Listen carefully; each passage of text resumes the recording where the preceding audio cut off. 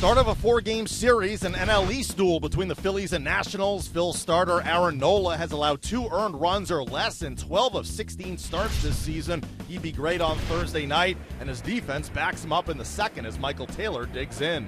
And he bunts towards third. Franco charges, bare hand pick, off balance throw. It's in time. He got him. Perfect throw by Michael Franco to get Taylor at first. Oh, what a play. That was outstanding, but Michael Taylor's all right with it because it doesn't count for a sack. I mean, it doesn't count for an at-bat because of sacrifice.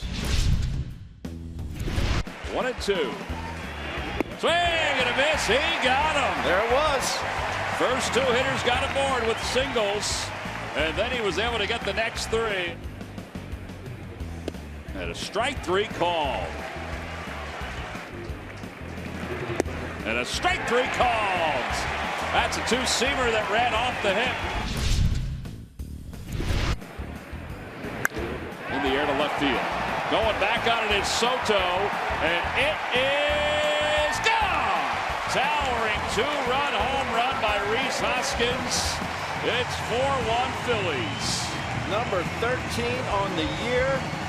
He's back. Boy, that ball had some hang time. Swing and a miss. A 4-seamer up a bit.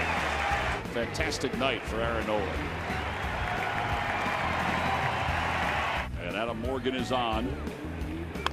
And there's a floater out towards second. Cesar is there. 1 pitch by Morgan, and the inning is over. 2-1 pitch coming. And that one gets away from Alfaro. This time Taylor's coming home. And it's now a 4-3 ball game. Crowd on their feet, the payoff pitch. And a strike 3 called right on the outside part of the plate. That was a 98-mile-an-hour fastball. The Phils will take it game 1.